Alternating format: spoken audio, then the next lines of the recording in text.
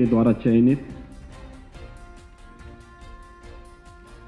राजकीय inter colleges में प्रवक्ता और सहायक अध्यापकों की नियुक्ति पत्र वितरण के आज के इस कार्यक्रम में मंच पर उपस्थित माध्यमिक शिक्षा विभाग की मंत्री श्रीमती गुलाब देवी जी,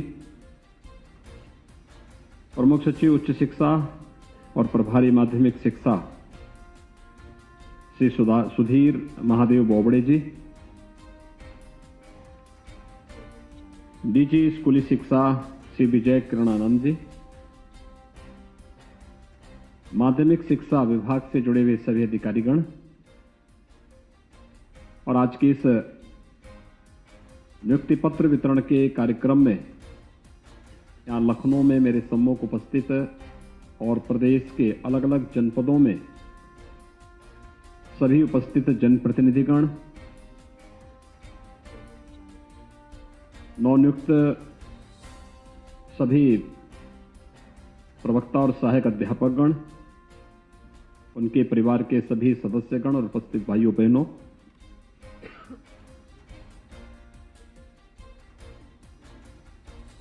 नियुक्ति की इस प्रक्रिया को पारदर्शी और निष्पक्ष तरीके से संपन्न होने के अवसर पर उत्तर प्रदेश लोक सेवा आयोग की टीम को हृदय से धन्यवाद देते हुए आप सभी नवनियुक्त 1395 प्रवक्ता और सहायक अध्यापकों को हृदय से बधाई देता हूं। मेरे लिए यह एक प्रसन्नता का क्षण भी है कि प्रदेश का हमारा ऊर्जावान और प्रतिभाशाली युवा अपने प्रदेश के अंदर अपनी योग्यता के अनुसार अपनी सेवाएं एक निष्पक्ष चयन प्रक्रिया के माध्यम से चयनित होकर के देने के लिए तत्पर दिखाई दे रहा है।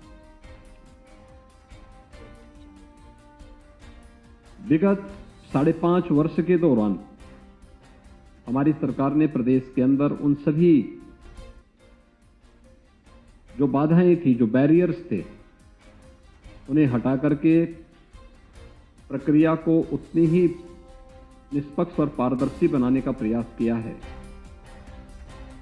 जिसमें हर एक युवा के लिए, हर प्रतिभाशाली युवा के लिए अपने अनुरूप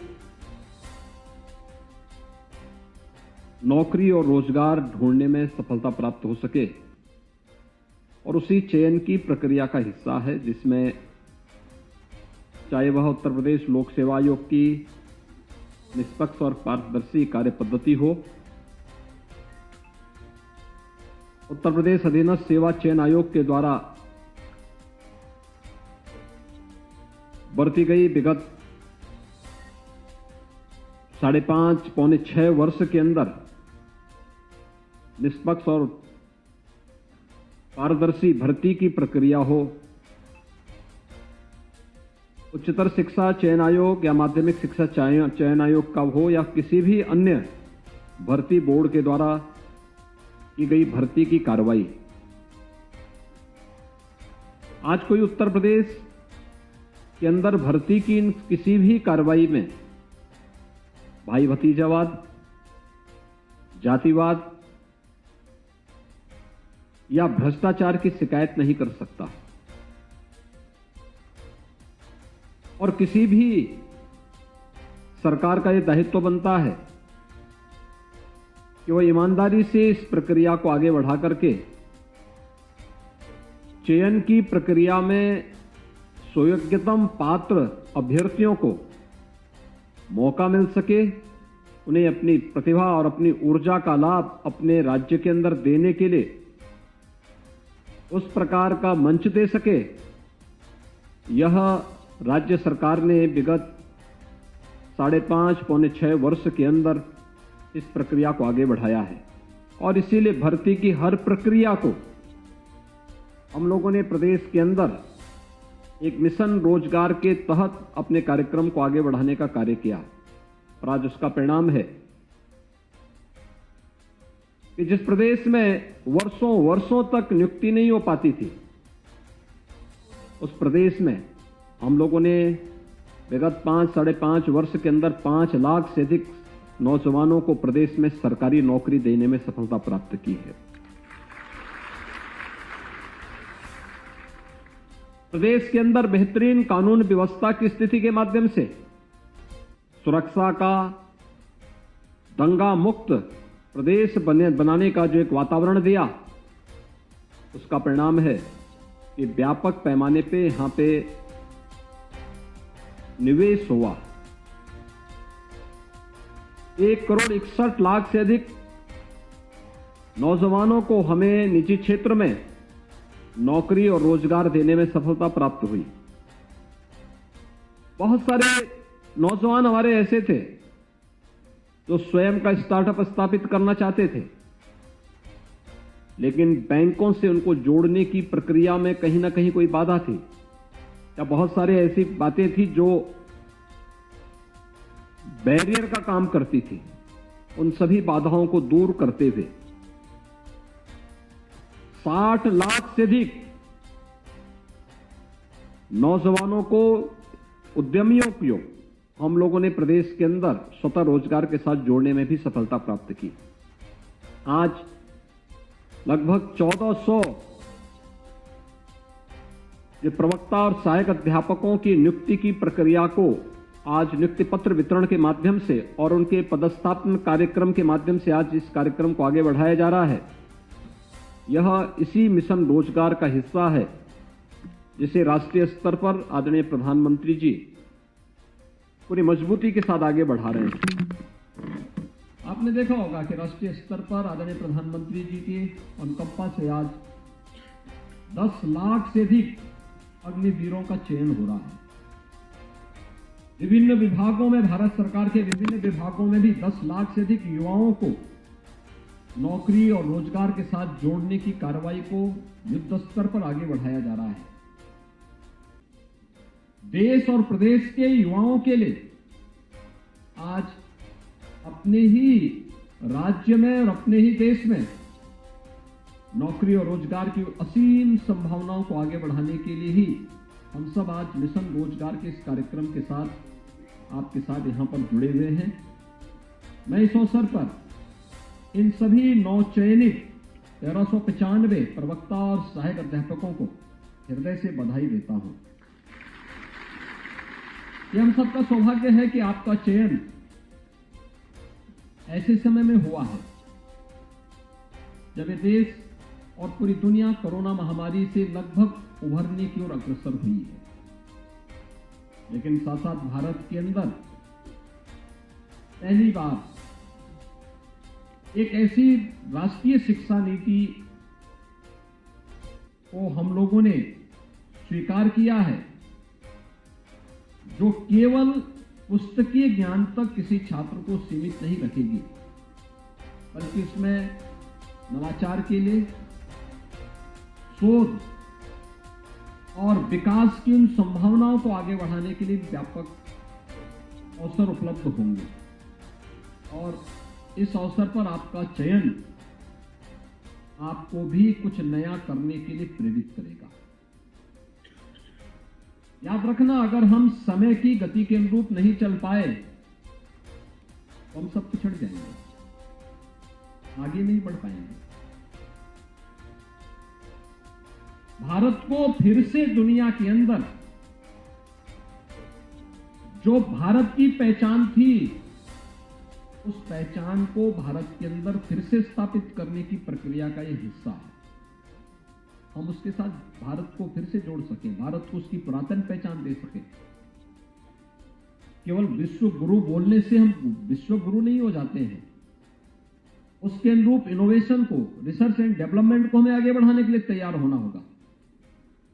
और ये हमारी शिक्षण प्रशिक्षण संस्थाओं का दायित्व बनता है कि हम उसके अनुरूप अपने आप को तैयार कर सके। आज जिन लगभग 1400 प्रवक्ता और सहायक अध्यापकों की चयन की प्रक्रिया पूरी होने के बाद उन्हें नियुक्ति पत्र और पदस्थापन करने की कार्रवाई के साथ यहां पे जोड़ा जा रहा है। मैं उन सबसे इस बारे में कहूंगा।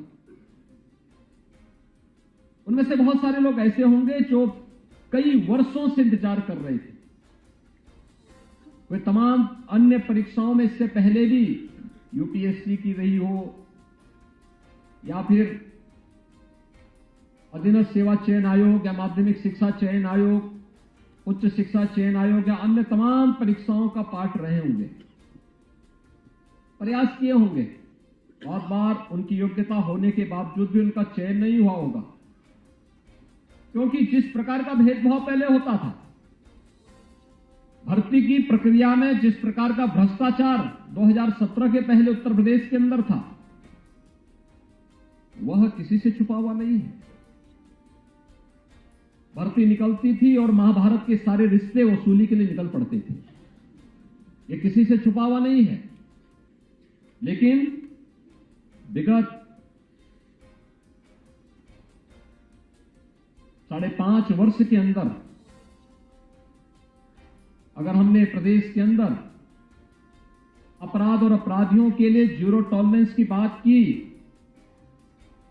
तो हम लोगों ने विगत 5.5 वर्ष के अंदर भ्रष्टाचार और भ्रष्टाचारियों के लिए भी उसी जीरो टॉलरेंस की नीति को अपनाया है। और उसी का परिणाम है कि आज प्रदेश का युवा अपनी योग्यता, अपनी क्षमता, अपनी प्रतिभा के अनुरूप प्रदेश के अंदर कार्य प्राप्त कर रहा है। और अब तो राष्ट्रीय स्तर की वे निष्पक्ष एजेंसियां जो देश के अंदर अनएम्प्लॉयमेंट की बात के बारे में निष्पक्ष विवेचना करती हैं, वे भी इस बात को कहती हैं कि उत्तर प्रदेश के अंदर विगत 5.5 वर्ष के अंदर अनएम्प्लॉयमेंट रेट 19% से घट करके केवल 2% तक सीमित रह गया है। यह एक अच्छा सकारात्मक संकेत है, लेकिन अभी इस दिशा में बहुत कुछ किए जाने की आवश्यकता है। और इसीलिए मैं आपसे कहूंगा कि आपने देखा होगा, अक्सर होता क्या है, जब एक बार सरकारी नौकरी लग जाती है तो व्यक्ति लापरवाह हो जाता है। उससे उभरने की आवश्यकता है, एक नेशनल कैरेक्टर बनाने की आवश्यकता है। जैसे आप अपने परिवार की देखभाल करते हैं, अपने परिवार के प्रति जवाबदेह बनते हैं, वैसे ही अपने स्कूल के प्रति, अपने कॉलेज के प्रति भी आपको जवाबदेह बनना होगा। अपनी क्लास के प्रति जवाबदेह बनना होगा, स्वयं के प्रति जवाबदेह बनना पड़ेगा, उन बच्चों के प्रति जवाबदेह बनना पड़ेगा जो अभिभावक बड़ी आशा भरी निगाहों से, विश्वास से अपने पालियों को आपके पास पढ़ने के लिए स्कूल में या कॉलेजेस में भेजते हैं। लेकिन जब क्लास नहीं वहां पे हो पाती है, या शिक्षक बिना बताए गायब है, या फिर तमाम अन्य प्रकार की अड़चनें सामने आती हैं, उस विश्वास के साथ एक धोखा होता है। चाहे वह छात्र का विश्वास हो, चाहे वह अभिभावक का विश्वास हो, चाहे वह समाज का विश्वास हो या शासन का विश्वास हो। हमें उस विश्वास पर स्वयं को खरा उतरने के लिए तैयार करना होगा। और अगर हम उसके लिए अपने आप को तैयार कर सकेंगे तो सबसे पहली जिम्मेदारी हमारी ये बनती है। मुझे बहुत बार आश्चर्य होता है कि विद्यालय में शिक्षक भी हैं, छात्र भी हैं, लेकिन स्वच्छता के बारे में बार बार कार्यक्रम चलाए जाने के बावजूद भी वहां गंदगी देखने को मिलती है। हमारी जिम्मेदारी भी है उस विद्यालय के प्रति। हम अपने घर में गंदगी बर्दाश्त नहीं करते, स्वयं का कपड़ा पहनते हैं, साफ सुथरा पहनते हैं, तो जो विद्यालय हमें पहचान दे रहा है, हमारी आजीविका की व्यवस्था कर रहा है, क्या उसकी स्वच्छता हमारी जिम्मेदारी नहीं होनी चाहिए? हर एक की जिम्मेदारी होनी चाहिए। मैं जाता हूं, देखता हूं बहुत बार विद्यालयों में बड़े बड़े पेड़ जमे होते हैं, भवन के ऊपर जमे रहते हैं। उस भवन को नुकसान पहुंचा सकते हैं पेड़, लेकिन दीवारों में चिपके हुए उन पेड़ों को हटाने की ओर कभी नजरें नहीं जाती हैं लोगों की। अगर हम उसके साथ जोड़ सकें अपने को, उस विद्यालय के प्रति वही भाव हमारे मन में हो जो हमारा अपने घर के प्रति होता है, अपने देवालयों के प्रति होता है, अपने धर्मस्थलों के प्रति होता है, मुझे लगता है कि उसके माध्यम से बहुत सारी चीजें बोलने की नहीं होती है। व्यावहारिक जीवन में जो हम करते हैं वो अपने आप ही एक संदेश दे देता है, और वो अपने आप में एक आपका संदेश आपकी पहचान का आधार बन जाता है। दूसरा, डिग्री लेकर के नौकरी प्राप्त करना एक शिक्षक केवल यहीं तक सीमित नहीं है, उसके लिए अब एक विस्तृत क्षेत्र अब बन चुका है।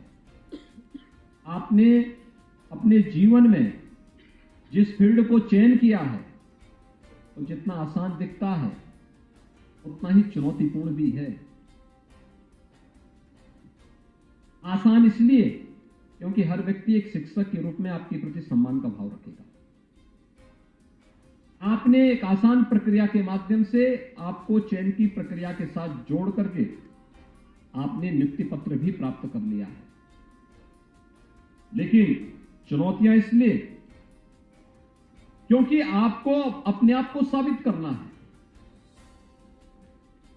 इसके लिए विभाग के स्तर पर या विद्यालय के स्तर पर कोई मैकेनिज्म हो या ना हो, लेकिन आपको अपने आप को तो साबित करना ही होगा कि सबसे पहले उस विद्यालय से जुड़े हुए उस हर एक छात्र के बारे में, जिन छात्रों के प्रति आपका दायित्व है, वे अच्छे अंक प्राप्त कर सकें, वहां पे एक शैक्षणिक माहौल पैदा हो सके, इसको बनाने में योगदान देना। दूसरा, आप अपने स्तर पर ऐसा कैसे माहौल पैदा कर सकते हैं कि राष्ट्रीय शिक्षा नीति जो आदरणीय प्रधानमंत्री जी की मंशा के अनुरूप देश के अंदर न केवल शैक्षिक गुणवत्ता के लिए बल्कि हम नवाचार, शोध और विकास की एक नई प्रक्रिया के साथ उसे जोड़ सकें, उसके अनुरूप हम अपने आप को कैसे तैयार कर सकें, हमारा संस्थान कैसे तैयार हो सके, ये चीजें भी हमें उसके साथ जोड़नी पड़ेंगी। हमें हमेशा अपने आप को अपडेट रखना पड़ेगा। देश और दुनिया के अंदर क्या कुछ हो रहा है, समाज के अंदर क्या कुछ हो रहा है, ये सारी चीजों को अगर हम अपने साथ जोड़ करके अपने आप को अपडेट करेंगे, बहुत सारी समस्याओं का समाधान होता हुआ दिखाई देगा और आपकी एक अलग छवि बनेगी। सम्मान के प्रतीक के रूप में लोग आपको देखेंगे। आपके सामने जीवन में आगे बढ़ने के लिए ढेर सारे अवसर होते हैं। हमें केवल इसके पीछे नहीं भागना है कि हम लेक्चरर बन गए या सहायक अध्यापक हो गए तो सहायक अध्यापक बनने के बाद अब हम लोग इसके बाद फिर लोगों के पीछे जाकर के फिर प्रयास करें कि अब हम लोग मुख्यमंत्री पुरस्कार के लिए आगे अपने लिए एक लाइन लगाना शुरू कर दें, या फिर हम लोग कोई अन्य पुरस्कार प्राप्त करने के लाइन लगा लें। आपकी कार्य पद्धति आपको सम्मानित भी करती है, आपको पुरस्कृत भी करती है, और अगर आपकी वह कार्य पद्धति और उस प्रकार की क्षमता नहीं है, योग्यता भी नहीं है, और तब आप कोई पुरस्कार प्राप्त करते हैं तो स्वयं हंसी का पात्र भी बनते हैं। हम हंसी का पात्र न बने। हमारी योग्यता और हमारी क्षमता हमें हर प्रकार का सम्मान दिलाएगी, और उस सम्मान के लिए अपने आप को तैयार करना, अपने को उन चुनौतियों से जूझने के लिए तैयार करना, जो केवल हमारी नहीं, समाज और राष्ट्र की जो चुनौती है वे हम सब की चुनौती होनी चाहिए। और इसीलिए सरकार ने विगत 5.5-6 वर्ष के अंदर बहुत सारे कदम उठाए हैं। राष्ट्रीय शिक्षा नीति, आदरणीय प्रधानमंत्री जी ने देश को एक शिक्षा जगत के माध्यम से भारत को दुनिया की एक सबसे बड़ी ताकत बनाने की दिशा में उठाया गया एक बहुत बड़ा क्रांतिकारी निर्णय है। हर एक शिक्षक को इसके प्रति अपने आप को जोड़ना होगा और उसमें बताए गए कर्तव्यों के अनुरूप अपने आप को ढालना होगा। मेरा मानना है भारत दुनिया के अंदर शिक्षा का एक बहुत सबसे बड़े केंद्र के रूप में फिर से उभरने की संभावना रखता है। उन संभावनाओं के लिए हमारे शिक्षकों को अपने आप को तैयार करना होगा। दूसरा, हमारी स्थानीय आवश्यकताओं के लिए भी हमारी शिक्षण संस्थाओं को तैयार होना होगा। मैं देखता हूं कि एक प्रकार का निरपेक्ष सा भाव है समाज से, यानी जिसके लिए हमारी स्थापना हुई है उससे हमारा कोई संवाद ही नहीं है। इंडस्ट्री से हमारा कोई संवाद ही नहीं है। ये कारण है कि जब हमारे यहां से कोई छात्र निकलता है तो सर्टिफिकेट प्राप्त करता हो, डिप्लोमा या डिग्री प्राप्त करने के बाद वो एक ऐसे चौराहे पे खड़ा होता है जहां उसके सामने कुछ पता ही नहीं होता मुझे क्या करना है। असमंजस की स्थिति होती है। इस असमंजस को दूर करने का दायित्व आप सबका है। पहले से उसकी लाइन तैयार करना। राष्ट्रीय शिक्षा नीति इसके लिए आपको तैयार करने के लिए एक नया मंच देता है। हम उसके साथ जुड़े। तीसरा, हम इंडस्ट्री के साथ अपने संस्था को कैसे जोड़ सकते हैं, इसके लिए भी हमें अपने आप को तैयार करना होगा। हमारा कॉलेज इस रूप में अपना योगदान दे सकता है, या कुछ नया हम भी कैसे सीख सकते हैं। हम कोई बड़ा प्रोजेक्ट बनाते हैं, बड़े प्रोजेक्ट के लिए हमें सोशल इंपैक्ट स्टडी करनी होती है। आखिर हमारे यहाँ जो समाज विज्ञान पढ़ाते होंगे या ज्योग्राफी पढ़ाते होंगे, वे इस फील्ड में अपनी दक्षता को क्यों नहीं बढ़ा पाते कि आखिर हमारे संस्थाओं की टीम भी उस अध्ययन का हिस्सा बन सके, हम अभी से छात्रों को उसकी ट्रेनिंग का हिस्सा बना सके। आप इस प्रकार का प्रोजेक्ट लेंगे, शासन के किसी इस प्रकार के प्रोजेक्ट को अपने हाथों में लेंगे तो आपकी संस्था का भी कुछ उसमें इनकम बढ़ेगी। और आप संस्था से केवल लेते रहेंगे, संस्था के प्रति कोई कंट्रीब्यूशन नहीं कर पाएंगे, तो फिर तो एक औपचारिकता होगी। इस औपचारिकता से उभरने की आवश्यकता है, उससे आगे बढ़ने की आवश्यकता है। विगत आपने देखा होगा कि पिछले 5.5 पौने 6 वर्ष के अंदर हम लोगों ने प्रदेश के अंदर बेसिक शिक्षा परिषद में ही 1,26,000 से अधिक शिक्षकों की निष्पक्ष भर्ती की। माध्यमिक शिक्षा में शासकीय और अशासकीय सहायता प्राप्त जो हमारे कॉलेजेज हैं, विद्यालय हैं, इन सभी में 40,000 से अधिक नियुक्तियां हुई हैं। उच्च शिक्षा की नियुक्तियां अलग हैं, पुलिस की भर्तियां अलग हैं, और भर्ती की प्रक्रिया में जिस प्रकार की पारदर्शिता बरती गई है, ये आपको भी इस बात के लिए प्रेरित करता है कि इसी प्रकार की ईमानदारी, इसी प्रकार की निष्पक्षता, इसी प्रकार की पारदर्शी व्यवस्था आपको भी अपने जीवन में अपनी कार्य पद्धति का हिस्सा बनाना पड़ेगा। उसका हिस्सा बनना भी पड़ेगा और अपनी कार्य पद्धति को उसी के अनुरूप भी ढालना पड़ेगा। तब हम उत्तर प्रदेश जैसे राज्य को देश के ग्रोथ इंजन के रूप में स्थापित कर पाएंगे। और ये हमारा सौभाग्य होना चाहिए, उत्तर प्रदेश जैसे राज्य में वे सीम संभावनाएं हैं जो उत्तर प्रदेश को देश की सबसे बड़ी अर्थव्यवस्था के रूप में स्थापित कर सकता है। ये केवल एक सेक्टर नहीं होगा, अच्छी शिक्षा होगी, सबसे अच्छे युवा हमारे पास हैं, सबसे ज्यादा युवा देश के अंदर हमारे पास हैं। उस युवा को उसके अनुरूप तैयार तो करने की जिम्मेदारी हमारी ही होनी चाहिए। उसकी स्किल डेवलपमेंट के लिए उस प्रकार के कार्यक्रम होने चाहिए। हमारी शिक्षण प्रशिक्षण संस्थाओं को उसके अनुरूप अपने आप को तैयार करना होगा, उसके अनुरूप बनाना होगा।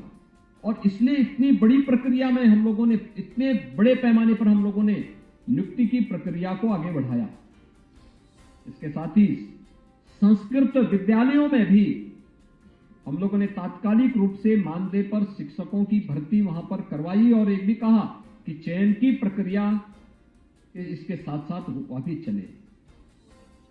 जो शासकीय विद्यालय थे वहां पर शासन के स्तर पर, वहां पर बोर्ड जो लोक सेवा आयोग या माध्यमिक शिक्षा चयन आयोग के माध्यम से, और शेष जो निजी प्रबंधन के थे सहायता प्राप्त संस्थाएं, वहां पर एक व्यवस्था बनाई गई कि प्रबंधन और शासन मिलकर के वहां उस प्रक्रिया को निष्पक्ष तरीके से आगे बढ़ाए। भर्ती की प्रक्रिया युद्ध स्तर पर जारी है, लेकिन हम भी उसके अनुरूप अपने आप को तैयार करें। शासन की व्यवस्था में आपने ईमानदारी देखी, आपकी चयन की प्रक्रिया से लेकर के पदस्थापन की प्रक्रिया तक कहीं भी किसी को सिफारिश कराने की आवश्यकता नहीं पड़ी। हाँ, पुलिस वेरिफिकेशन में कुछ समय जरूर लगता है, क्योंकि मैं कहीं निकलता था, मेरे सामने 10 एप्लीकेशन जरूर आती थी कि साहब हमारा सिलेक्शन हुआ है, नियुक्ति पत्र नहीं मिला। मैंने विभागीय स्तर पर भी इसकी जानकारी ली, भाई क्यों नहीं मिला? जब उनका सिलेक्शन हो चुका है तो उनको नियुक्ति क्यों नहीं दी जा रही है? वेरिफिकेशन शासकीय स्तर पर भी, विभागीय स्तर पर भी करवाई जाती है और पुलिस वेरिफिकेशन की कार्रवाई जब संपन्न हो जाती है, इसके बाद फिर नियुक्ति की प्रक्रिया को उसके साथ जोड़ा जाता है। और आज आपने देखा होगा कि नियुक्ति की प्रक्रिया को भी ऑनलाइन किया गया, यानी विभागीय जो प्रमुख सचिव होंगे उनको भी नहीं पता होगा कि कौन सा अभ्यर्थी, कौन सा चयनित व्यक्ति किस विद्यालय में जा रहा है। एक मेरिट तय की गई, एक रैंकिंग बनाई गई और उसकी प्रक्रिया के साथ, उसको जोड़ने के साथ टेक्नोलॉजी का उपयोग करते हुए इस कार्यक्रम को आगे बढ़ाया गया है। वह एक निष्पक्ष प्रक्रिया, और उस निष्पक्ष प्रक्रिया के साथ ही उसी प्रकार की निष्पक्ष कार्य पद्धति आपकी भी झलकती भी दिखाई देनी चाहिए। मैं आज के इस अवसर पर आप सबसे इसी बारे में आग्रह करूंगा कि आपने विगत 5.5 पौने 6 वर्ष के अंदर प्रदेश के अंदर की कार्य पद्धति को देखा होगा। प्रदेश के परसेप्शन में बदलाव, बदलता उत्तर प्रदेश के प्रति देश के बदलते हुए नजरिए को निवेश के एक अच्छे गंतव्य के रूप में प्रदेश को आगे बढ़ते हुए प्रदेश के अंदर इंफ्रास्ट्रक्चर डेवलपमेंट के कार्यक्रम को आपने देखा है। इन सब से हम आंखें बंद करके नहीं बैठ सकते। हर एक जागरूक नागरिक का दायित्व बनता है हम इसको देखें, समझें, कहां पे कंट्रीब्यूशन हम कर सकते हैं, हम कैसे इस कार्यक्रम के साथ अपने आप को जोड़ सकते हैं और हमारा इसमें क्या योगदान हो सकता है। ये प्रदेश को देश की सबसे बड़ी अर्थव्यवस्था के रूप में स्थापित करने के लिए अगर अलग अलग क्षेत्र से जुड़े हुए लोग कार्य करना प्रारंभ करेंगे तो उसके अच्छे परिणाम आएंगे। मुझे बताते हुए एक मुद्दे पर प्रसन्नता हो रही है कि भारत सरकार ने नीति आयोग से कहा कि देश के अंदर उन जनपदों का चयन करो जो सामाजिक आर्थिक दृष्टि से अति पिछड़े हैं और उन्हें सामान्य जनपदों की तर्ज पर विकसित करने के लिए कौन से पैरामीटर होंगे जिस पे कार्य किया जा सकता है। नीति आयोग ने विस्तृत अध्ययन किया और 112 जनपद पूरे देश के अंदर ऐसे थे जो आकांक्षात्मक जनपद कहलाए। आकांक्षात्मक मतलब वे विकास की प्रक्रिया में पीछे छूट गए थे, उनमें एक आकांक्षा थी विकास की, उसके अनुरूप हम उसका विकास करा सकें। 6 पैरामीटर तय किए गए, उसमें शिक्षा था, स्वास्थ्य थे, कृषि और जल संसाधन था, स्किल डेवलपमेंट और रोजगार था, वित्तीय समावेशन यानी फाइनेंशियल इंक्लूजन था। इन सभी 6 पैरामीटर पर ये कार्यक्रम आगे बढ़ाने थे और उनकी मॉनिटरिंग होने लग गई भारत सरकार के स्तर पर नीति आयोग के माध्यम से। 112 जनपदों में से 8 जनपद उत्तर प्रदेश के भी थे। जब उत्तर प्रदेश की रैंकिंग आई थी 2018-19 में, उत्तर प्रदेश का स्थान ज्यादातर जनपदों की जो रैंकिंग थी वो 100 से पीछे थी। हम सबसे पिछड़े हुए जो जनपद थे वो उत्तर प्रदेश के थे। एक जनपद था 108 पे,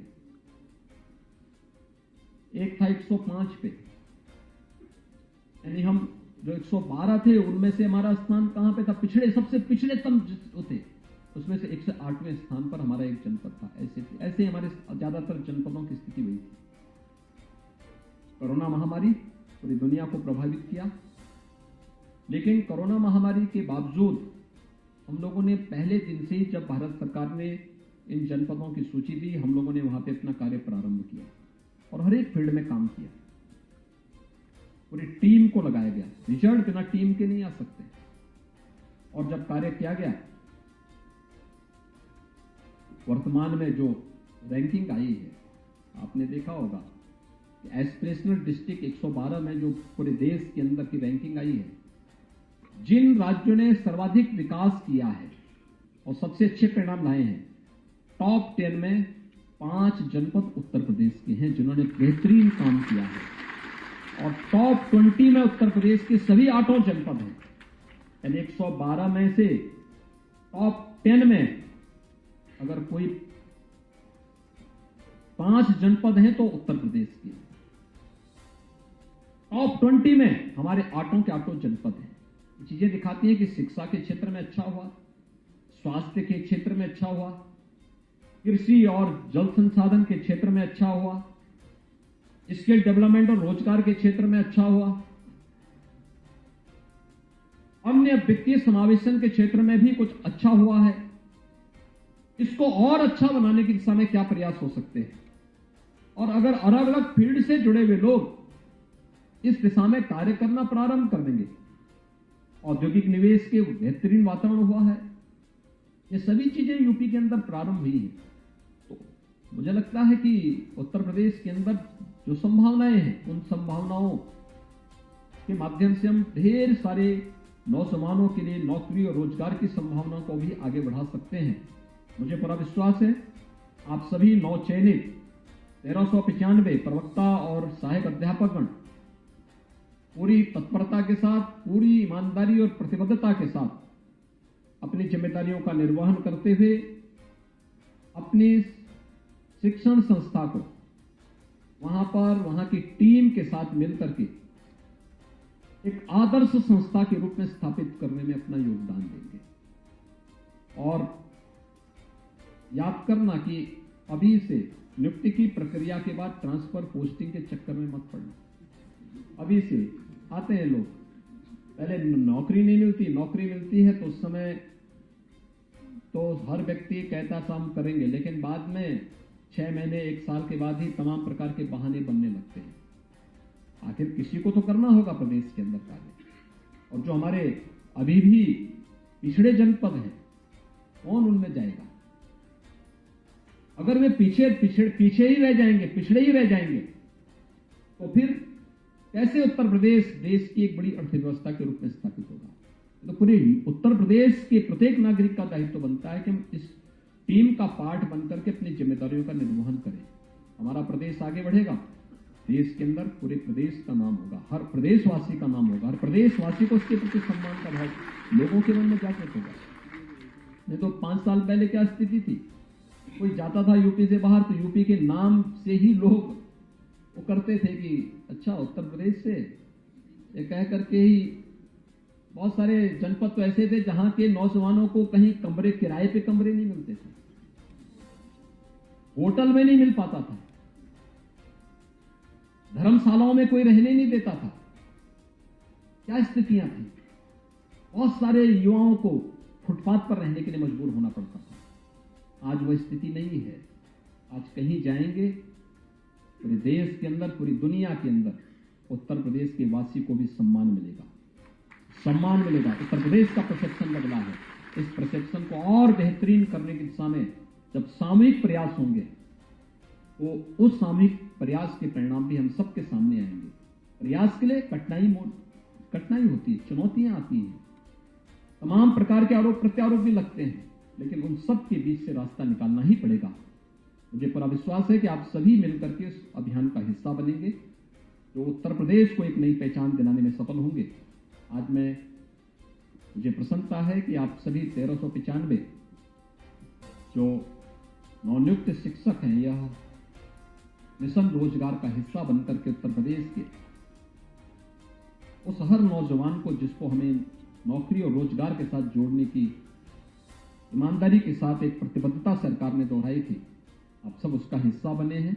मैं इस अवसर पर आपको, आपके सभी परिवार के सदस्यों को, आपके सभी मित्रों को हृदय से बधाई देता हूं, अपनी शुभकामनाएं देता हूं और विश्वास व्यक्त करता हूं कि आप अपना श्रेष्ठतम दायित्व का निर्वहन अपने जीवन काल में उत्तर प्रदेश के लिए और देश के लिए करेंगे। आप सबके प्रति मेरी शुभकामनाएं। धन्यवाद। जय हिंद। शुभ प्रभात। हमारे पत्रकार बंधु और बहनों, भारतीय जनता पार्टी के आज इस प्रेस कॉन्फ्रेंस में, प्रेस वार्ता में हमारे मध्य यशस्वी कार्यकारी अध्यक्ष वीरेंद्र सचदेवा जी हैं। विधानसभा में leader of opposition Ramveer Singh Bhitodi ji हैं और हमारे वरिष्ठ प्रवक्ता साथी प्रवीण शंकर कपूर जी हैं। आज एक विशेष महत्व के विषय पर हम प्रेस कॉन्फ्रेंस करने जा रहे हैं। मैं अनुरोध करूंगा रामवीर सिंह भितोड़ी जी से कि पहले वो प्रेस को संबोधन दें।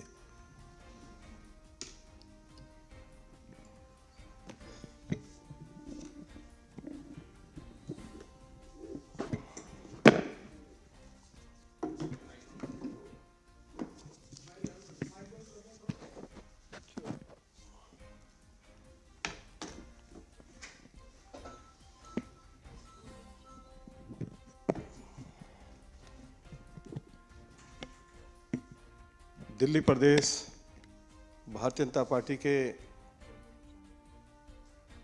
कार्यकारी अध्यक्ष आदरणीय श्री वीरेंद्र सचदेवा जी, दिल्ली प्रदेश भारतीय जनता पार्टी के प्रवक्ता आदरणीय श्री प्रवीण शंकर कपूर जी, हमारे दूसरे प्रवक्ता आदरणीय श्री शुभेंदु जी, मीडिया के सभी सम्मानित साथियों, आप सभी को मेरा नमस्कार। मैं आज मीडिया के माध्यम से दिल्ली के मुख्यमंत्री अरविंद केजरीवाल से यह पूछना चाहता हूं, मोदी जी की सरकार दिल्ली में 72 लाख लोगों को हर महीने 8 किलो गेहूं, 2 किलो चावल मुफ्त उपलब्ध करा रही है। 4 किलो गेहूं, 1 किलो चावल प्रधानमंत्री गरीब कल्याण अन्न योजना के तहत उपलब्ध कराया जाता है और 4 किलो गेहूं, 1 किलो चावल नेशनल फूड सिक्योरिटी एक्ट के तहत उपलब्ध कराया जाता है। पिछले 2 महीने से दिल्ली के 72 लाख राशन कार्ड धारियों को अरविंद केजरीवाल की सरकार, मोदी जी की सरकार के द्वारा भेजा जा रहा ये मुफ्त राशन उपलब्ध नहीं करा पा रही है। और मैं अरविंद केजरीवाल से यह पूछना चाहता हूं कि दिल्ली में लाखों प्रवासी श्रमिक हैं। कोई राजस्थान से आया है, कोई बिहार से आया है, कोई उत्तर प्रदेश से आया है, कोई मध्य प्रदेश से आया है, कोई आंध्र प्रदेश से आया है, कोई कर्नाटक से आया है। यदि इनके पास अपने राज्य में राशन कार्ड था और अब वे दिल्ली में रह रहे हैं, one nation one ration card के तहत उनको दिल्ली में ही प्रत्येक व्यक्ति को 8 किलो गेहूं, 2 किलो चावल मुफ्त उपलब्ध हो सकता है। 1,97,000 क्विंटल राशन मोदी जी की सरकार ने 6 महीने का उपलब्ध करा दिया है, लेकिन अरविंद केजरीवाल की सरकार पिछले 2 महीने से 1,97,000 क्विंटल गेहूं और चावल को उठा नहीं पा रही है। मैं ये जानकारी भी आपको देना चाहता हूं कि गेहूं और चावल पर जो ट्रांसपोर्टेशन के ऊपर खर्चा होता है, वह खर्चा भी केंद्र सरकार वहन करती है। एक और जानकारी मैं आपको देना चाहता हूं कि दिल्ली के अंदर लगभग 2200 फेयर प्राइस शॉप्स हैं। पिछले 6 महीने से दुकानदारों को कमीशन नहीं दिया गया है। उनको वेतन तो मिलता नहीं है, उनको कमीशन दिया जाता है। और हमारा एक्ट ये कहता है कि उनको एडवांस में कमीशन दिया जाना चाहिए, और यह कमीशन भी मोदी जी की सरकार के द्वारा दिल्ली सरकार को उपलब्ध कराया जाता है। मोदी जी की सरकार ने 24 करोड़ 89 लाख रुपया दिल्ली सरकार को उपलब्ध करा दिया, लेकिन दिल्ली सरकार ने केवल 2 महीने का कमीशन जो हमारे राशन के दुकानदार हैं उन तक पहुंचाया है। नेशनल फूड सिक्योरिटी एक्ट के तहत राशन दुकानदार जो राशन बांटते हैं उसका 6 महीने का कमीशन राशन के दुकानदारों को नहीं मिला है, और 4 महीने का कमीशन जो प्रधानमंत्री गरीब कल्याण अन्न योजना के तहत जो दुकानदार गरीब लोगों को राशन वितरित करते हैं उसका कमीशन दुकानदारों को नहीं मिला है। तो मैं आज पूछना चाहता हूं अरविंद केजरीवाल से कि वो बार बार कहते हैं कि हमें प्रधानमंत्री जी का आशीर्वाद चाहिए, और प्रधानमंत्री की जो ये जन कल्याणकारी योजना है कि कोई व्यक्ति भूखा ना सोए, और उनके लिए जो 8 किलो गेहूं 2 किलो चावल हर महीने जो उन्होंने मुफ्त उपलब्ध कराने की जो उनकी योजना है, उसको दिल्ली में ठीक से क्यों नहीं उसके ऊपर अमल हो पा रहा है। दिल्ली में जो हमारा पब्लिक डिस्ट्रीब्यूशन सिस्टम है वह पूरी तरह से कोलैप्स कर गया है, पूरी तरह से व्यवस्था चरमरा गई है, फेल हो गई है। और मैं आज अरविंद केजरीवाल से यह जरूर मांग करूंगा आप सभी के माध्यम से कि आज हमारे इन सवालों का वो जवाब जरूर दें। यही मैं जानकारी देना चाहता था। अब मैं प्रदेश के आदरणीय कार्यकारी अध्यक्ष श्री वीरेंद्र सचदेवा जी से आग्रह करूंगा कि वो आप सभी को ये जो मुद्दा है इस पर संबोधित करें।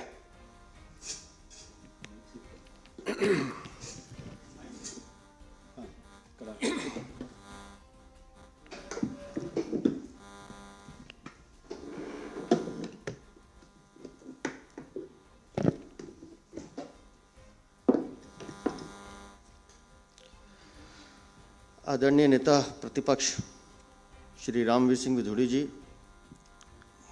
प्रदेश के मेरे दोनों साथी श्री प्रवीण शंकर कपूर जी, श्री शुभेंद्र शेखर अवस्थी जी। दोस्तों, पूरे आंकड़ों के साथ नेता प्रतिपक्ष ने अपनी बात रखी है, और उस आंकड़ों से रिलेटेड डॉक्यूमेंट्स भी उनके पास हैं। बाद में अगर आप चाहेंगे तो आप देख भी सकते हैं। विषय गंभीर इसलिए है कि पिछले 2 महीनों से दिल्ली की जो गरीब जनता है उनको राशन नहीं मिल रहा है।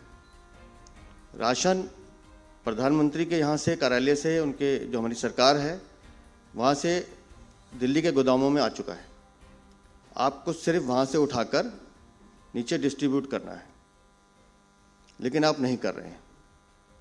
ये मायापुरी का गोदाम हो, ओखला का हो, पूसा का हो या घेवरा का हो, ऐसे कई गोदाम हैं।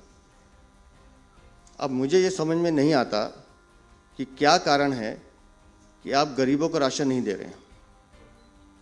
मैं बड़ी विनम्रता के साथ दिल्ली के मुख्यमंत्री से ये अपील करता हूँ कि हमारे राजनीतिक मतभेद हो सकते हैं, हमारी विभिन्न आपस में विभिन्नताएं होती हैं मतों में, लेकिन दिल्ली की जनता का क्या कसूर है कि आप उनको राशन नहीं दे रहे हैं।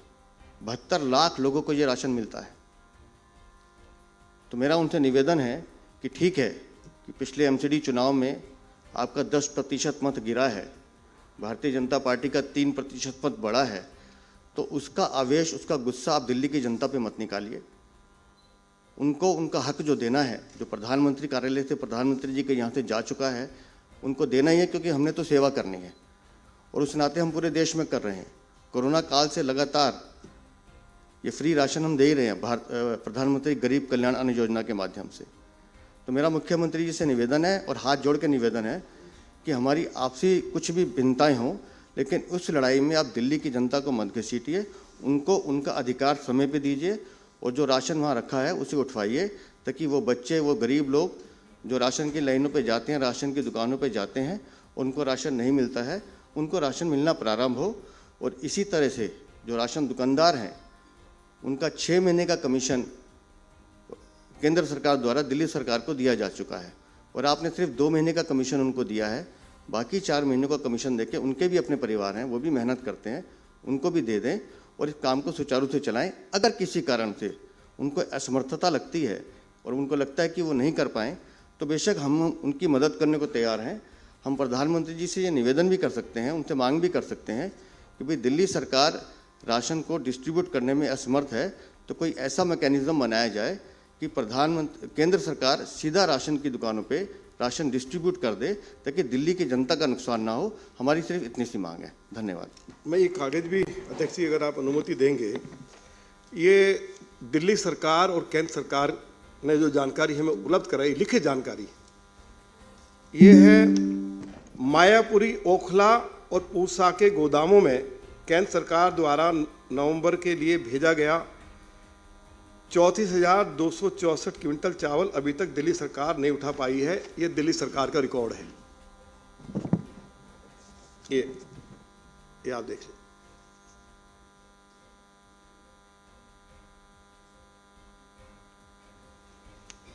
इसी तरह मायापुरी के गोदाम में केंद्र सरकार द्वारा नवंबर के लिए भेजा गया 10,000 क्विंटल गेहूं भी दिल्ली सरकार नहीं उठा पाई है। ये दिल्ली सरकार का एक रिकॉर्ड है जो बता रहा है। तीसरा, केंद्र सरकार ने 1,97,000 क्विंटल चावल और गेहूं जो प्रवासी श्रमिक है, one nation one ration card के तहत जो उपलब्ध कराए हैं, ये भारत सरकार का ऑर्डर है।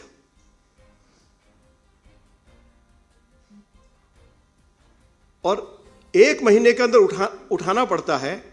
इन्होंने समय मांगा, वो समय भी दिया गया, लेकिन 2 महीने से लगभग 20,000 टन गेहूं और चावल अरविंद केजरीवाल की सरकार ने नहीं उठाया है, जो प्रवासी श्रमिकों का ये राशन है, जो उनको मोदी जी की सरकार के द्वारा मुफ्त उपलब्ध कराया जा रहा है।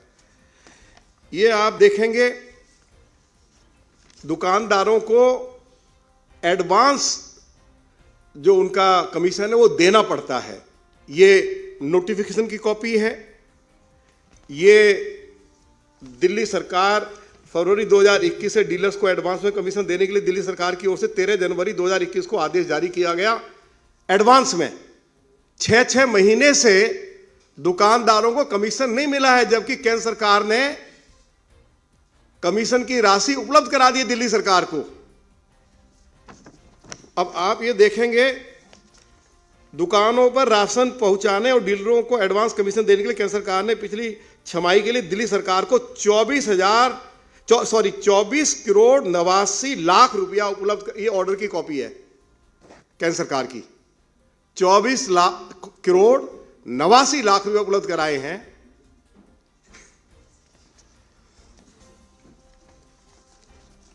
और दिल्ली सरकार केवल जून और जुलाई का 2 महीने का उन्होंने दुकानदारों को कमीशन उपलब्ध कराया है, लेकिन जो रेगुलर राशन बढ़ता है उसका तो 6 महीने से उनको कमीशन उपलब्ध नहीं कराया है।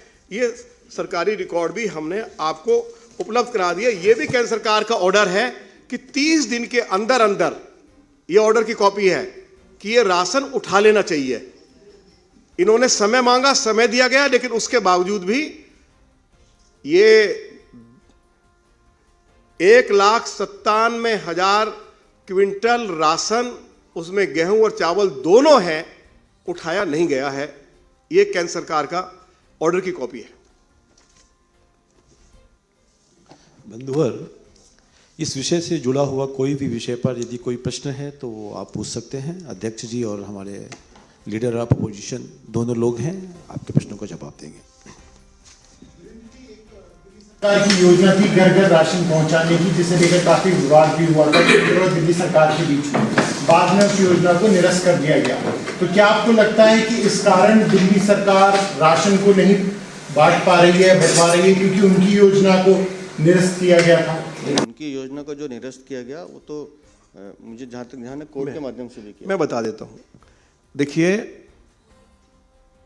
जो राशन गरीबों तक पहुंचाया जा रहा है, यह नेशनल फूड सिक्योरिटी एक्ट के तहत और प्रधानमंत्री गरीब कल्याण अन्न योजना के तहत गरीबों तक पहुंचाया जाता है। ये दोनों योजनाएं केंद्र सरकार की हैं। ये मामला कोर्ट में गया और हाई कोर्ट ने ये आदेश दिया दिल्ली सरकार को कि ये दोनों योजनाएं केंद्र सरकार की हैं और एक्ट ये कहता है कि ये राशन केवल फेयर प्राइस शॉप के माध्यम से ही डिस्ट्रीब्यूट किया जा सकता है। यदि आप दिल्ली सरकार अलग से गरीबों के लिए राशन उपलब्ध कराना चाहती है तो वो अलग से एक नई योजना ला सकती है और घर घर गरीबों तक राशन पहुंचा सकती है, लेकिन उसके ऊपर जो खर्चा आएगा वह खर्चा दिल्ली सरकार को वहन करना पड़ेगा। यह है, तो वो तो दिल्ली हाई कोर्ट का उसमें फैसला आ गया कि आप अगर घर घर राशन पहुंचाना चाहते हैं तो दिल्ली सरकार कोई नई योजना शुरू करे और उस पर जो खर्चा आए दिल्ली सरकार उसको वहन करेगी। लेकिन जो केंद्र सरकार की योजनाएं हैं, एक्ट उसके लिए परमिट नहीं करता है और हाई कोर्ट ने इस संबंध में अपना अंतिम निर्णय दे दिया है। मेरा प्रश्न आपसे है, जैसा कि आपने कहा कि अगर दिल्ली सरकार घर जो राशन जो है पहुंचाने में असमर्थ है तो हम केंद्र सरकार से, प्रधानमंत्री से इस विषय पर बात कर सकते हैं। कोई ऐसा मैकेनिज्म जो है वो निकाला जाए कि सीधे जो है राशन जो है वो वितरित कर दिया जाए। तो क्या इस तरह के, क्योंकि जो भी केंद्र की योजनाएं होती हैं वो राज्य सरकार के माध्यम से उसका लाभ दिया जाता है, तो क्या इस तरह से क्या प्रोविजन कुछ हो सकता है इसमें? मैंने अपने ध्यान से सुना होगा, मैंने कहा कि अगर वो अपनी अक्षमता जाहिर करते हैं तो हम निवेदन कर सकते हैं। राज्य सरकार ये कहे कि हम ये बांटने में असमर्थ हैं तो निस्संदेह केंद्र सरकार इसमें उनकी मदद करेगी और सीधा जो फेयर शॉप्स हैं वहाँ डिस्ट्रीब्यूट करने का हम निवेदन कर सकते हैं। वो तो बोलेंगे नहीं ना सर, वो तो अपने आप असमर्थ थोड़ी बोलेंगे अपने आप को। तो अपनी अकुशलता का परिचय जनता को देने दीजिए फिर। हम तो नहीं, आप उनसे जरूर पूछिए ना कि 1,97,000 क्विंटल गेहूं और चावल पड़ा हुआ है, उसको क्यों नहीं उठा रहे हैं? 2 महीने हो गए, आप पूछिए उनसे। और केवल उनका कितना सा काम है, ट्रांसपोर्टेशन का काम है उनके पास, और ट्रांसपोर्टेशन के ऊपर भी जो खर्चा होता है वह भी केंद्र सरकार वहन करती है।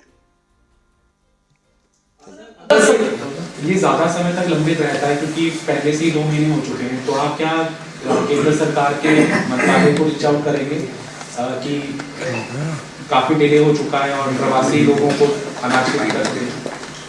केंद्र जो है, आप जैसा माननीय नेता प्रतिपक्ष ने कहा कि ऑलरेडी एक रिमाइंडर दे चुका है कि आप अपना ये राशन उठाइए। उस रिमाइंडर के बावजूद अगर ये नहीं उठा रहे हैं तो वो आपको उनसे पूछना चाहिए कि क्यों नहीं उठा रहे हैं। केंद्र तो अपना काम ईमानदारी से कर ही रहा है, तो मुझे लगता है अब तो चुनावी पर्यटन भी खत्म हो गया, उनको इस काम पे लगना चाहिए। नहीं, आवश्यकता होगी तो हम फिर इस मुद्दे को लेकर दिल्ली प्रदेश भारतीय जनता पार्टी के अध्यक्ष श्री वीरेंद्र सचदेवा जी के नेतृत्व में पार्टी के कार्यकर्ता और प्रवासी श्रमिक मुख्यमंत्री निवास पर प्रदर्शन करेंगे कि आखिर ये 1,97,000 क्विंटल जो गरीबों का राशन है उसको क्यों नहीं अरविंद केजरीवाल की सरकार उठाकर उन गरीब लोगों तक पहुंचा रही है। केवल राशन की दुकान पे पहुंचाना है। अगर 1 सप्ताह का टाइम दिया जा रहा है, उस राशन को उठाएं और उसको गरीबों तक पहुंचाएं। नहीं पहुंचाएंगे तो फिर मुख्यमंत्री निवास पर श्रमिकों के साथ, गरीब लोगों के साथ श्री वीरेंद्र सचदेवा जी की लीडरशिप में धरना प्रदर्शन होगा। सवाल और है, क्या आपको लगता है कि लोगों का जो गुस्सा है वो स्थानीय स्तर के ऊपर पार्षदों को भी भुगतना पड़ सकता है और इसका असर फिर जो आने वाले संभावित चुनाव में उस पर भी पड़ सकता है? नहीं, जनता को मालूम है कि ये जो राशन की व्यवस्था है ये किसके माध्यम से होता है। पार्षदों का जो काम है वो पार्षद करेंगे। उर्खा गौड़ा ब्रह्म डांगरिया, नंदिता गार्लुसा डांगरिया, जयंत मल्ल बरुआ डांगरिया, सांसद কুইন ওজা ডাঙৰীয়ানী, অসম কৃষি বিশ্ববিদ্যালয়ৰ উপাচাৰ্য ডক্টৰ বিদ্যুৎ চন্দ্ৰ ডেকা ডাঙৰীয়া, অসম চৰকাৰৰ কৃষি বিভাগৰ অতিৰিক্ত মুখ্য সচিব আশিষ কুমাৰ ভূটানী ডাঙৰীয়া, His Excellency Mr. Mo Kiu Aung, Ambassador to Myanmar, His Excellency Mr. Rahul Amin, Head of Mission Bangladesh, His Excellency Mr. Anes Nara Adejai, Head of Mission Ghana, His Excellency Yasar Mubarak M. Aleami, Deputy Head of Mission Saudi Arabia, His Excellency Mr. Thirapat Mongkho Naveen, Deputy Head of Mission Thailand, Sri Bagjut Sameship, Senior Agriculture Economist, World Bank Team Leader APART, Mr. Andy Bull, Deputy Head of Technology and Science, Vietnam, Mr. Jared B. Meika, Trade Councillor, Kenya, Mr. Badri Prasad Tiwari, Economic Councillor, Nepal, Amar Ajir Khobhat Uposthit, Bidhayak Torongo Gogoi Dangoriake Adi Kori, Monsod Uposthit Bishishto Bekti Khokol, Amar Bibhinno Onsolor Pora ha Krishok Bondhu Khokol, Ai Khokol, Deuta Khokol, Jubok Juboti, Bondhu Bandhobi Khokol. It's give me immense pleasure to be present at the 7th International Agri-Horti Show here today. This show is a very significant intervention in realizing the state potential in the agri-horti sector, and I congratulate the department for putting up this show in such a grand manner. I am happy to note that today we have delegation from Thailand, Myanmar, Bangladesh, Vietnam, Nepal, Bhutan, Ghana, Kenya, Brazil, Saudi Arabia and Israel, including excellencies, senior officers from the embassies. I would like to welcome all of you on behalf of people of Assam. Your gracious presence gives us a major boost to our effort to promote the agri-horti sector in Assam. I am sure deliberation that will follow over the next 2 days will open greater avenues for meaningful collaboration for maximizing the export potential of Assam's agri-horti products. This will also give us an opportunity to learn from the vast experience of different countries, and I am sure that we will be able to work together in technology, in trade, and in other related activities. Amar Honmaniyo Krishok Bondhu Khokol, আপোনালোকে দেখা পাইছে যে যোৱা কেইটামান বছৰত আমি কৃষিজাত সামগ্ৰীৰ মূল্য, কৃষিজাত সামগ্ৰীৰ উৎপাদন, বিশেষকৈ অসমৰ যিকেইটা ইউনিক প্ৰডাক্ট আছে সেই প্ৰডাক্ট কেইটাৰ আমি এক্সপোৰ্টৰ ওপৰত বিশেষ গুৰুত্ব দি আহিছোঁ। 2020-21 চনত আমি অসমৰ পৰা 14,000 মেট্ৰিক টনৰ কৃষিজাত সামগ্ৰী আমি ৰপ্তানি কৰিব পাৰিছোঁ আৰু 2022-23 চনৰ যোৱা 4টা মাহত এপ্ৰিলৰ পৰা জুলাইৰ ভিতৰত আমি 8,041 মেট্ৰিক টন আমি ইতিমধ্যে কৃষিজাত সামগ্ৰী বাহিৰৰ বজাৰলৈ, বিশেষকৈ বিদেশৰ বজাৰলৈ আমি ৰপ্তানি কৰিব পাৰিছোঁ। অসমৰ ginger, turmeric, pineapple, red rice, pumpkin, vegetables, banana, Joha rice, Bora rice, Komal rice, Assam lemon, cocoa, black pepper, sugar cane আদিয়ে ইতিমধ্যে বিশ্বৰ বজাৰ এখন দখল কৰিবলৈ সক্ষম হৈছে। যোৱা বছৰ আমি জিঞ্জাৰ, টাৰ্মাৰিক, পাইনাপল আৰু আমি যাক কাজি নেমু বুলি কওঁ, ছুইজাৰলেণ্ড, ডুবাই, লণ্ডন আদিলৈকে আমি পঠাব পাৰিছোঁ।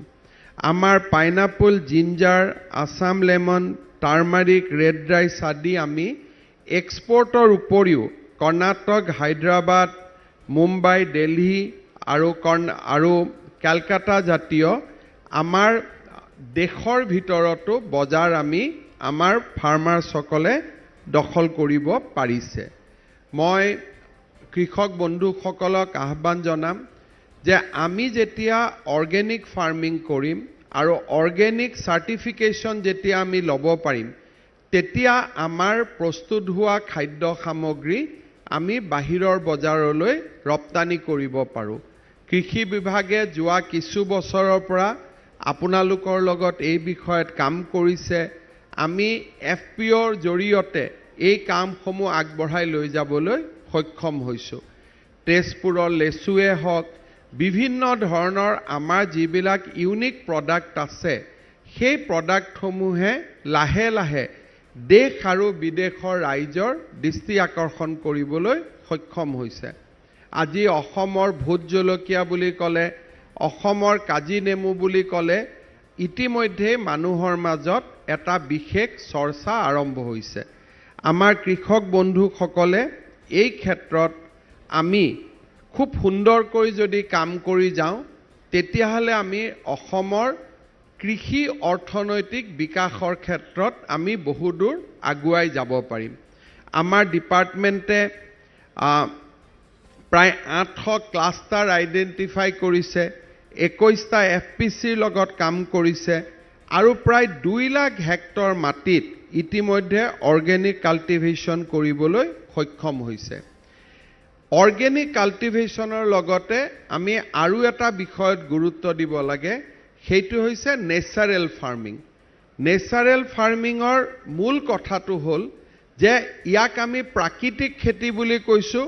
ইয়াৰ মূল কথাটো হ'ল যে আমি ইউজটো সম্পূৰ্ণ নকৰি আমাৰ গোটেই লক্ষ্যটো হ'ব আমি অৰ্গেনিক নহম, আমি নেচাৰেল ফাৰ্মিং কৰিম আৰু use of chemical will be very very low'. অৰ্থাৎ কেমিকেলৰ মাত্ৰাটো আমি কমাই লৈ যাম আৰু তাৰ পৰিৱৰ্তে গোবৰকে ধৰি আমি প্ৰাকৃতিকভাৱে য'ত সাৰ পোৱা যায় তাক আমি ব্যৱহাৰ কৰিম। অসমত আমি 20,000 হেক্টৰ মাটিত আমি নেচাৰেল ফাৰ্মিং কৰিব খুজিছোঁ। 15টা ডিষ্ট্ৰিক্ট আৰু 150টা আমি ক্লাষ্টাৰ বনাব খুজিছোঁ।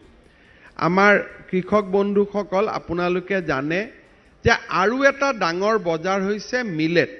আমি মিলেট বুলি ক'লে আমি ধান উৎপাদন কৰোঁ, কিন্তু তাৰ লগে লগে অসমত আমাৰ বহু পৰিমাণৰ মিলেট আমি উৎপাদন কৰোঁ। মিলেটসমূহত যি নিউট্ৰিশ্যন আছে, সেই নিউট্ৰিশ্যনৰ বাবে মিলেটৰ এখন বহুত ডাঙৰ বজাৰ লাহে লাহে সৃষ্টি হ'ব ধৰিছে। ৰাষ্ট্ৰসংঘই 2023 চনটো ইণ্টাৰনেশ্যনেল ইয়েৰ অফ মিলেট হিচাপে পালন কৰিব আৰু বিশ্বতে মিলেটৰ ওপৰত এটা বহুত ডাঙৰ জাগৰণ ইতিমধ্যে আৰম্ভ হৈছে।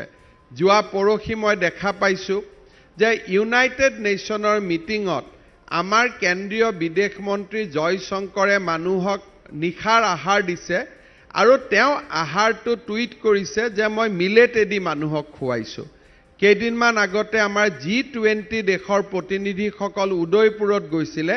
ৰাজস্থান চৰকাৰে তেওঁলোকক মিলেটেদিয়েই মেক্সিমাম তেওঁলোকক খাদ্য পৰিৱেশন কৰিছিলে। অৰ্থাৎ আজি গোটেই পৃথিৱীত মিলেটৰ ওপৰত নতুনকৈ চৰ্চা আৰম্ভ হৈছে। সেইকাৰণে আমাৰ কৃষকসকলে মিলেট উৎপাদনৰ ওপৰতো গুৰুত্ব দিয়াটো প্ৰয়োজনীয়। আমাৰ ৰাজ্যৰ দুটা প্ৰধান কৃষিজাত সামগ্ৰী হ'ল ধান আৰু চাহ। চাহৰ ওপৰত অসম চৰকাৰে নিৰন্তৰ কাম কৰি আছে। এইবাৰ অসমৰ অৰ্থডক্স টিৰ ৰপ্তানি বহুত গুণে বৃদ্ধি পাইছে আৰু সেইটো আমাৰ বাবে খুব শুভ লক্ষণ, কাৰণ গোটেই পৃথিৱীৰ ভিতৰতে অৰ্থডক্স টিৰ সিংহভাগ আমাৰ অসমত বনে।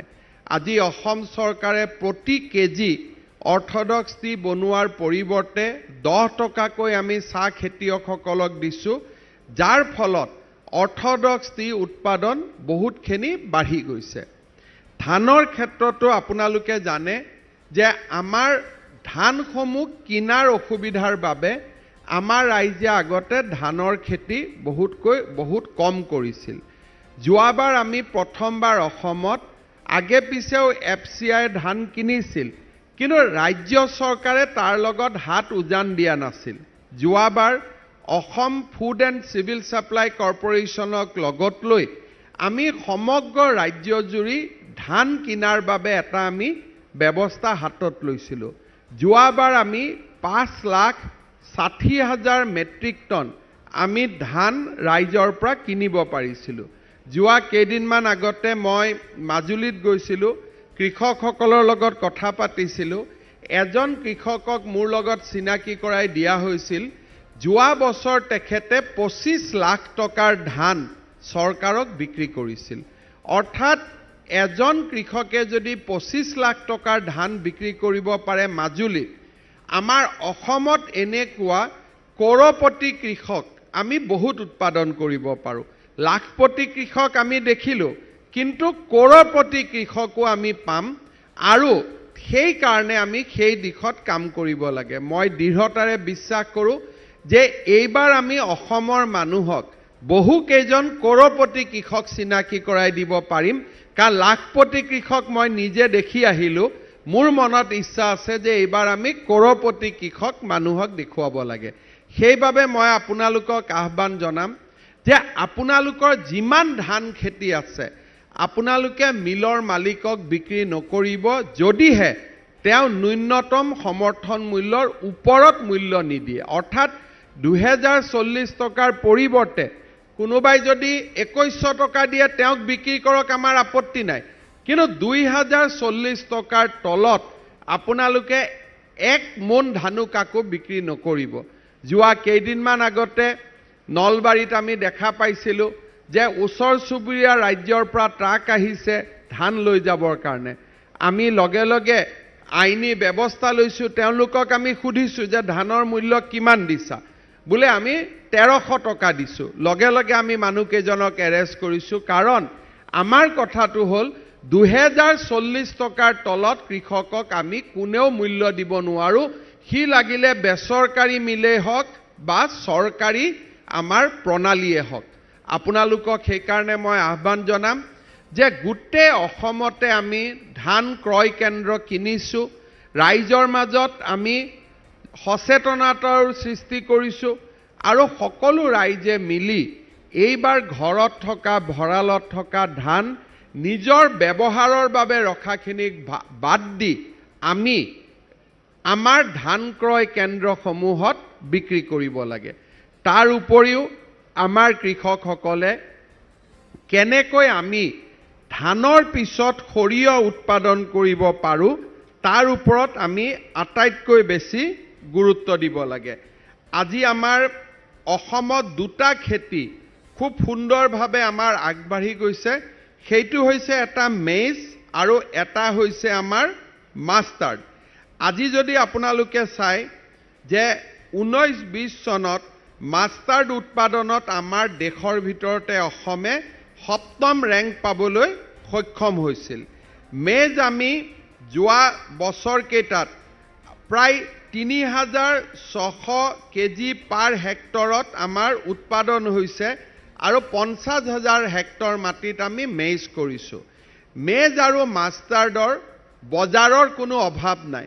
ভাৰতে এতিয়াও বাহিৰৰ পৰা মিঠাতেল বা তেলজাতীয় বস্তু আমাৰ তেল ৰপ্তানি কৰে। সেইকাৰণে আমাৰ ইয়াত আমি যিমানে সৰিয়হ বনাম আমি বাহিৰলৈকে পঠাব পাৰোঁ। আমাৰ কৃষি বিভাগৰ বিষয়াসকলক মই নিৰ্দেশ দিছোঁ কেনেকৈ আমি ভাল বজাৰ পাব পাৰোঁ। গুজৰাট, ৰাজস্থান, হাৰিয়ানা এইবিলাকৰ পৰা বেপাৰীসকল আমাৰ ইয়াত আহিয়ে থাকে যে তেওঁলোকক মাষ্টাৰ্ড কিনিব লাগে। আনকি অসমৰ সৰিয়হৰ চাহিদাখিনিও আমি যদি পূৰণ কৰিব পাৰোঁ আমি স্বনিৰ্ভৰশীল হ'ব পাৰোঁ। সেইকাৰণে ৰাইজক মই ধানৰ লগে লগে সৰিয়হ খেতি আৰু মেজ খেতি কৰিবৰ বাবে অনুৰোধ জনাম।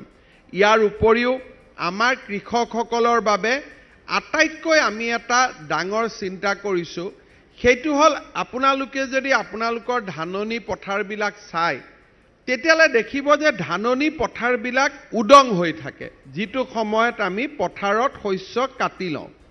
কিন্তু উত্তৰ প্ৰদেশ আৰু বিহাৰ বা আমি যদি হাৰিয়ানাৰ খেতি পথাৰবিলাক চাওঁ, তেতিয়াহ'লে আপোনালোকে দেখিব যে দুজন ব্যক্তিৰ মাটিৰ সীমাৰ বাবে আমি ইয়াত আলি বনাওঁ, তেওঁলোকে শাল গছ চেগুন গছ ৰুই থৈ দিয়ে, তেওঁলোকে হলং গছ ৰুৱে, তেওঁলোকে বিভিন্ন আমৰ গছ ৰুৱে, আৰু সেই গছেৰে সেই অঞ্চলবিলাকত ধুনীয়া প্লাইউডৰ ফেক্টৰী গঢ়ি উঠিছে। কৃষকৰ মাটিডোখৰ বছৰত এনেই পৰি থাকে, তাৰ জাগাত আমাৰ যদি কেইটামান আমি যদি গছ ৰুব পাৰোঁ, আমাৰ ইনকাম দুগুণ হ'ব পাৰে। যোৱা বছৰ পৰা আমি ইয়াত কাম কৰি আছিলোঁ, আৰু এইবাৰ ৰাজ্য চৰকাৰৰ বন বিভাগে এটা নতুন সিদ্ধান্ত লৈছে, সেইটো হ'ল যে কৃষকৰ পথাৰৰ পৰা বা মানুহৰ ঘৰত উৎপাদন হোৱা শাল সেগুন হলং এই গছবিলাক কাটাত ফৰেষ্ট ডিপাৰ্টমেণ্টে আমনি নকৰে, আপোনালোকক কাটিবও দিব, তেওঁলোকে আপোনালোকক বিক্ৰী কৰিব দিব। ইয়াত ফৰেষ্ট ডিপাৰ্টমেণ্টে আৰু মাজত তেওঁলোকে অসুবিধা নকৰে। তেওঁলোকৰ মূল কথাটো হ'ল যে সংৰক্ষিত বনৰ পৰা এই গছবোৰ কাটিব নালাগে, কিন্তু ঘৰত থকা শাল চেগুন বা আমাৰ অগৰে হওক এই খেতিবিলাক আমি ক্ৰপবিলাক আমি কাটিব পাৰিম, আৰু এইবিলাকৰ আমি মুকলি ব্যৱসায় আমি কৰিব পাৰিম। অসমত এজন বাহিৰৰ পৰা অহা মোক লোকে কৈছিল যে অসমত য'ত আমি ৰুওঁ তাতেই শাল চেগুন গছ আৰামত হৈ যায়। যদি আমাৰ ঘৰে ঘৰে আমি যদি 20ডালো শাল সেগুন গছ লগাব পাৰোঁ, চেগুন গছ লগাব পাৰোঁ, তেতিয়াহ'লে অসমৰ অৰ্থনীতিত কিমান ডাঙৰ পৰিৱৰ্তন হ'ব আমি ভাবিব নোৱাৰোঁ। ইমান ডাঙৰ অৰ্থনীতিত পৰিৱৰ্তন হ'ব। সেইকাৰণে মই কৃষক বন্ধুসকলক আহ্বান জনাম যে আমাৰ খেতি পথাৰত আৰু খেতি পথাৰৰ সমান্তৰালভাৱে আমাৰ ঘৰত মেক্সিমাম কমাৰ্চিয়েল ট্ৰী আমি প্লান কৰিব লাগে। আগতে আমাৰ এটা ধাৰণা আছিল যে অগৰ অকল উজনি অসমত হয়, কিন্তু এতিয়া আমাৰ যোৰহাটৰ যিটো বৰ্ষাৰণ্য গৱেষণা প্ৰতিষ্ঠান আছে, তেওঁলোকে অগৰৰ নতুন চেম্পল উলিয়াইছে, অগৰৰ নতুন বীজ উলিয়াইছে, যাৰ জৰিয়তে আমাৰ নামনি অসমতো অগৰ খেতি সম্ভৱ হৈ পৰিছে, আৰু অগৰত যিটো পচিব লাগে সেইটো পচাবৰ কাৰণেও তেওঁলোকে নতুন মেডিচিন বৰ্তমান নিৰ্মাণ কৰিব পাৰিছে। যোৱা বছৰ এই বছৰ ৰাজ্য চৰকাৰে আৰু এটা সিদ্ধান্ত লৈছে যে অগৰৰ সৰু সৰু ক্ষুদ্ৰ উদ্যোগ ঘৰত তুলি কৰি আপোনালোকে বনাব পাৰিব। আজি ইমান দিন আমাৰ মাজত আটাইতকৈ ডাঙৰ অসুবিধা আছিল যে এই উদ্যোগসমূহ বনোৱাত ফৰেষ্ট ডিপাৰ্টমেণ্টে বাধা দিছিল, আৰু তেওঁলোকে ইণ্ডাষ্ট্ৰিয়েল ষ্টেটত হেৰি কৰিব লাগিব বুলি কৈছিল। কিন্তু যোৱা কেবিনেটত আমি সিদ্ধান্ত লৈছোঁ যে এতিয়াৰ পৰা আমাক ঘৰতো আমি অগৰ উড আমি প্ৰচেছ কৰিব পাৰিম। আমি কাৰোবাক বিক্ৰী কৰিব লাগে বুলি কথা নাই, নিজেও আমি প্ৰচেছ কৰিব পাৰিম। আৰু এটা আপোনালোকে জানিব যে অগৰ উডৰ ব্যৱসায় অকল মাত্ৰ আৰৱ দেশতে নহয়, উত্তৰ প্ৰদেশ আদি জাগাতো ইটাৰ বনাবৰ কাৰণে আমাক বহুত অগৰ লাগে, আৰু অগৰৰ ডমেষ্টিক মুভমেণ্টৰ কাৰণে আমাক কোনেও বাধা দিব নোৱাৰে। খালি বিদেশলৈকে বনাওঁতেহে, বিদেশলৈকে পঠাওঁতেহে আমাক চাইটি জাতীয় কথা আহে, কিন্তু ডমেষ্টিক মুভমেণ্টৰ ক্ষেত্ৰত চাইটিছে আমাক কোনো ধৰণৰ বাধাৰ সৃষ্টি নকৰে। আমি যোৱা এবছৰত কৃষিৰ ওপৰত এনেকুৱা বহুত সিদ্ধান্ত লৈছোঁ, কৃষি আৰু বন বিভাগ। মই আশা কৰিম যে কোনোবা এটা দিনত আমি খুব ধুনীয়াকৈ এখন ভাল সভা পাতি অসম চৰকাৰে লোৱা এই আঁচনিসমূহ, যে ফৰেষ্টে এতিয়াৰ পৰা শাল সেগুন কাটাত আপোনালোকক বাধা নিদিয়ে, ঘৰতো আমি এতিয়া অগৰৰ বাবে খেতি কৰিব পাৰোঁ, মিলেটৰ বাবে আমি কি কৰিছোঁ, নেচাৰেল ফাৰ্মিঙৰ বাবে কি কৰিছোঁ, এই কথাবিলাক কৃষি আৰু বন বিভাগে আমাৰ কৃষকসকলৰ ওচৰলৈ লৈ যোৱাৰ বাবে ব্যৱস্থা কৰিব লাগে। মই আজি আমাৰ ইয়াত বনমন্ত্ৰী নাই, কৃষি মন্ত্ৰী ডাঙৰীয়া উপস্থিত আছে।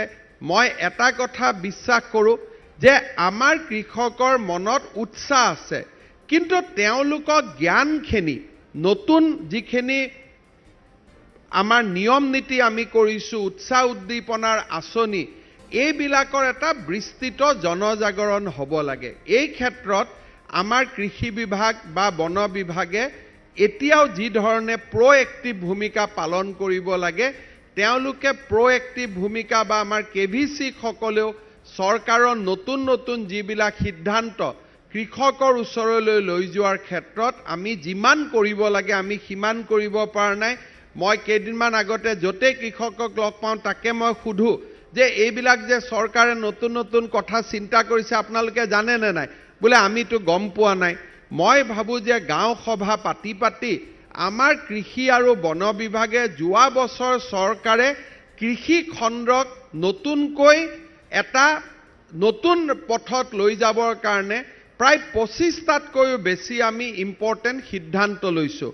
এই কথাবিলাক গাঁও সভা পাতি পাতি আমি কৃষকৰ মাজলৈ লৈ যাব লাগে। PNRD ডিপাৰ্টমেণ্টৰ সহযোগত কৃষিৰ ওপৰত আমি গাঁও সভা কৰিব লাগে, আৰু তাৰ পৰা মই ভাবোঁ যে কৃষকসকল যথেষ্ট উপকৃত হ'ব। মই আজিৰ সভাত আৰু বিশেষ আপোনালোকক অসুবিধা কৰিব খোজা নাই। প্ৰধানমন্ত্ৰীৰ কৃষক সন্মান নিধি, ধানৰ নিম্নতম সমৰ্থন মূল্য, ফচল বীমা যোজনা, এই বছৰ মই টিভিত দেখা পাইছিলোঁ যে আমাৰ একেবাৰে বেংকত গৈ গৈ মানুহে ফচল বীমা যোজনাৰ টকা উঠাইছে। অৱশ্যে পিছত মই গম পালোঁ যে কিছুমানৰ ঘৰত খেতি নাইও, তেওঁলোকেও ফচল বীমা ল'ব গৈছে। তাৰমানে ইঞ্চুৰেঞ্চ কোম্পানীসকলে যাক যাক ইঞ্চুৰেঞ্চ কৰিব লাগে তাক নকৰি আমাৰ আন কিছুমান মানুহকো ইঞ্চুৰেঞ্চ কৰি লৈছে। সেইকাৰণে পইচাটো আহোঁতে তেওঁলোকৰ আচৰিত হৈছে। ইয়াতো আচৰিত হ'বলগীয়া একো নাই। প্ৰধানমন্ত্ৰী ডাঙৰীয়াই সুন্দৰ আঁচনি বনাইছে, আমি খেতি কৰিম, খেতিত যদি আমাৰ লোকচান হয় আমি ফচল বীমা পাম। ইমান সুন্দৰ এক লাইনৰে কথা। এই কথাখিনিও আমাৰ বুজাওঁতে আমাক বহুত সময় লাগে। মোৰ মতেদি আমি জনসাধাৰণৰ মাজত যেতিয়া সোমাই যাম তেতিয়া বেংকত একাউণ্ট আহিলে মানুহে আচৰিত নহয়। এইবাৰ প্ৰথমবাৰৰ বাবে এই বছৰো আমাৰ বাজেটত প্ৰায় 200 কোটি টকা আমি ফচল বীমাৰ কাৰণে ৰাখিছোঁ। কেন্দ্ৰীয় চৰকাৰে প্ৰায় 2000 কোটি টকা ৰাখিছে। অৰ্থাৎ আমাৰ কৃষকসকলে সাহসেৰে কৃষি কৰিব পাৰে যে বানপানী আহিলেও মই কিন্তু মোৰ ক্ষতি হোৱা শস্যৰ মই যিটো মূলধন সেইটো মই উভতাই পাম। সেইকাৰণে মই ভাবোঁ যে ৰাজ্যত কৃষকৰ মাজত জাগৰণ আনিবৰ বাবে ক্লাষ্টাৰ ভিত্তিত কৃষি বিভাগে সভা কৰিব লাগে, FPCৰ নিৰ্মাণ হ'ব লাগে, আৰু এক্সপৰ্টৰ ওপৰত আমি আৰু দুগুণ কাম কৰিব লাগে যাতে অসমৰ ইউনিক প্ৰডাক্টবিলাক আমি বিশ্বৰ দৰবাৰলৈ লৈ যাব পাৰোঁ। পুনৰ এবাৰ আটাই কৃষক বন্ধুসকলক মই ধন্যবাদ জনাইছোঁ। সুন্দৰ আজি আমাৰ খেতিৰ সামগ্ৰী আহিছে, খুব ধুনীয়া ধুনীয়া অসমৰ প্ৰডাক্ট আহিছে। মই গুৱাহাটী ৰাইজকো আহ্বান জনাম আপোনালোকে যেন আহি এই আমাৰ সুন্দৰ কৃষি কৰ্মখিনিৰ আৰ্হি আপোনালোকে নিজে চাই যায়। মই আজি অত্যন্ত আনন্দিত হৈছোঁ যে আমাৰ কৃষি বিভাগে বিদেশৰ পৰাও বহু ব্যক্তিক এই হৰ্টিকালচাৰ শ্ব'ৰ বাবে নিমন্ত্ৰণ কৰি আনিবলৈ সক্ষম হৈছে, আৰু এখন সঁচা অৰ্থত সুন্দৰ আমাৰ মই মেলা বুলি নকওঁ প্ৰদৰ্শনী পাতিবলৈ তেওঁলোক সক্ষম হৈছে। ৰাজ্যৰ কৃষিমন্ত্ৰী অতুল বৰা ডাঙৰীয়াক মই বহুত বহুত ধন্যবাদ জনাইছোঁ তেখেতৰ এই প্ৰচেষ্টাৰ বাবে, আৰু মই ভাবোঁ যে তেখেতৰ নেতৃত্বত যোৱা 2 বছৰত অসমৰ কৃষি ক্ষেত্ৰই যি ধৰণে নতুন দিনৰ বাবে এটা নতুন দিগন্ত দেখিছে, এক্সপৰ্ট হৈছে, আগত আমি ভাবিবই নোৱাৰোঁ। এই যাতে আৰম্ভণিটোক আমি শেষ বুলি নলৈ এই আৰম্ভণিটোক আমি এটা সম্পূৰ্ণ 100% লক্ষ্য নোপোৱালৈকে যাতে আমি আগবাঢ়ি যাওঁ, তাৰ বাবে অতুল বৰা ডাঙৰীয়াক এটা সন্মুখৰ পৰা পুনৰ আগতে যি ধৰণে নেতৃত্ব দি আহিছে তেনেকৈ তেখেতক নেতৃত্ব দিবলৈ অনুৰোধ জনাই কৃষি বিভাগৰ বিষয়া কৰ্মচাৰী, কৃষি বিশ্ববিদ্যালয়ক তেওঁলোকৰ কাম কাজবিলাক যি ধৰণে কৰি আছে সেই ধৰণে দুগুণ উৎসাহেৰে কৰিবলৈ আহ্বান জনাই মই মোৰ বক্তব্যৰ সামৰণি মাৰিছোঁ। ধন্যবাদ। জয় হিন্দ, বন্দে মাতৰম।